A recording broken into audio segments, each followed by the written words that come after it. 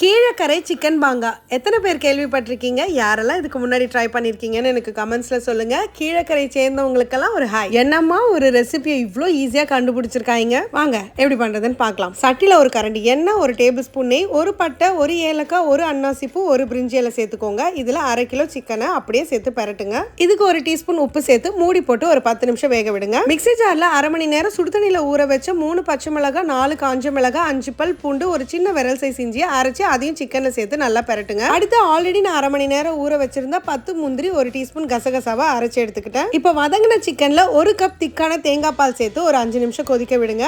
அடுத்து இதுல அரைச்ச முந்திரி பேஸ்ட், இது கூட 1/2 டீஸ்பூன் மிளகுத்தூள் சேர்த்து சிம்ல வச்சிருங்க. இந்த மாதிரி மேல எண்ணெய் பிரிஞ்சு வரும்போது ஸ்டவ் ஆஃப் பண்ணிடுங்க. அவ்வளவுதான், கீழக்கரை சிக்கன் பாங்கா ரெடி. உங்களுக்கு இந்த அளவுக்கு திக்கா வேண்டாம் அப்படின்னா நீங்க தேங்காய் பால் தண்ணியா சேர்த்துக்கோங்க. சில பேர் இந்த ரெசிபிக்கு வெங்காயம் பச்சை மிளகாய் யூஸ் பண்றாங்க. சில பேர் பச்சை மிளகாய் இல்லாம வெறும் காஞ்ச மிளகாய் யூஸ் பண்றாங்க. நான் 2 காம்பினேஷன்ல தான் யூஸ் பண்ணிருக்கேன். இந்த சிக்கன் பாங்கா இட்லி, தோசை, இடியாப்பம், ஆப்பம், சப்பாத்தி, பரோட்டா, புலாவ், பிரியாணி, இது எல்லாத்துக்குமே ஒரு அட்டகாசமான காம்போவா இருக்குங்க. ஸோ இந்த டிஃப்ரெண்டான ரெசிபியை ட்ரை பண்ணும்போது மறக்காம ஸ்டவ்வோடு சமைக்கும் போது கொஞ்சம் லவ்வோடு சமைச்சிங்கன்னா சுமாரா இருக்கிற சமையல் கூட சூப்பரா இருக்கும்.